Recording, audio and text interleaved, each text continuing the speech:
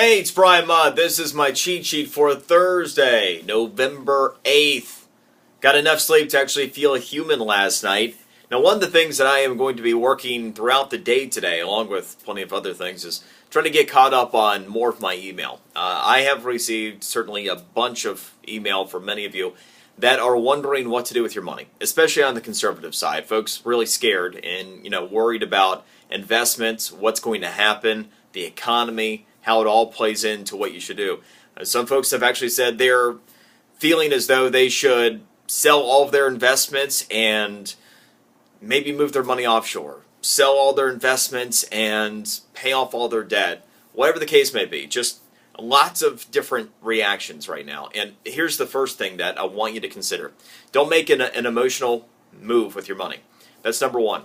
The only time I've really ever gotten hurt with investments, and I have done it, I've had one very successful company. I've had one very unsuccessful company. In my unsuccessful company, I made a series of mistakes in trusting the wrong people during an emotional time. I went through a divorce, and I got involved with the wrong person after that.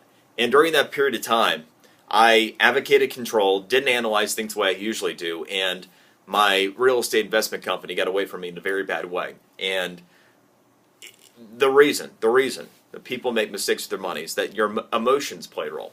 The moment that your money and your emotions cross paths, you're set up for danger because you're not making pragmatic decisions, which is what you need to be doing with money.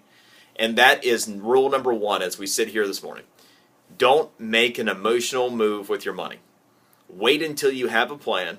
Make sure it makes sense. Talk it over with a financial advisor if needed. And then if it all adds up and it makes sense and you want to make some big changes, then do it. But you're going to do it according to something that makes sense, rather than something that might have tax consequences if you're selling investments, something that might be a bad investment if you go ahead and sell something and buy in something else. Just those big moves. Take a step back. Now, it's a big part of the reason why I try to keep you ahead of the curve. See, last week, and you can go back to the archives of my cheat sheet, I was setting you up for a series of things to happen this week. First, both outcomes. If President Obama won and if Mitt Romney won. What would happen in the financial markets? And among other things, I'd mentioned that in the event that President Obama won, you would end up seeing some selling in the stock market. You would end up seeing gold and silver likely strengthen, along with potentially some other commodities down the line, because quantitative easing, QE, the printing of more money, will stay, because Ben Bernanke will remain the Federal Reserve Chairman at least through next year, and his policy is to continue quantitative easing in an unlimited fashion, meaning watering down the money supply. So I wanted you to know that was going to happen if he won, so that what happened yesterday wasn't a surprise that made you want to make an emotional reaction with your money. The other piece, we're taking a look at the next steps for investments as it pertains to the fiscal cliff. This is the big piece of the uncertainty here. The fiscal cliff is something that nobody knows the outcome of. That's one of the top questions that I get asked that there is no answer to. Because here's why I believe, whatever the short-term resolution is to the fiscal cliff, whether they just punt on it for 6 months and then do something, big changes are coming in U.S. tax policy. Big changes are coming in several different policies. And until and unless we know the outcomes, we don't know how it's going to affect us personally. So you got to factor that in as a big unknown. And because of that, this is what I would say is a moment to take on less risk. I am not as optimistic on being fully leveraged in the stock market as I would be, say, if Romney had one. This is a time where I think you want to be conservative, because what happens if we do go over the fiscal cliff? What happens if we do see large tax increases and such? And we see the economy slow down even more, possibly into recession. Well, that's certainly a time in which you could get hurt depending upon your investments. So I am personally inclined to take less risk. But again, have that plan in place and talk it over with your financial advisor. The other piece of preparation that I was working on with you last week was the wild ride in the stock market. I think I had this entry last Wednesday or Thursday.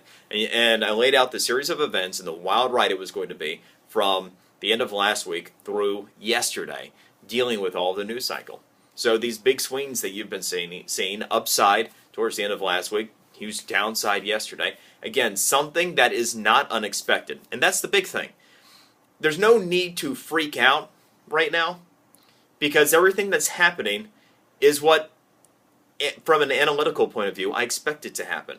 And that's the number one goal of what I try to do here. Keep you prepared so that you know what to expect based upon set circumstances. And then you have your plan with your financial advisor. You can make good decisions accordingly. All right. Let me hit a few things real quick before we wrap up. Microsoft's Office. One of the detractors from Office to this point, I mean, Windows 8 is a great product. And the ability to save something and have it populate across all devices with Microsoft and Windows 8 and Office on them is great. But the problem is Office has not been available for iOS. But that's going to change. Sometime in the first quarter next year, it looks like Microsoft Office will be available on iOS devices, which means that consideration, not utilizing all of the resources available on Windows 8 if you have Apple devices, goes away. And the convenience factor of being able to put together your PowerPoint presentations, your spreadsheets, whatever the case may be, saving them on your computer and having them be available on your tablet for a presentation or whatever the case may be, perfect. So this is a nice move forward. Walmart's out leaking their deals. I've got that on the physical cheat sheet along with some other stories for you to take a look at. That is the cheat sheet for today. Enjoy yours. We'll see you tomorrow.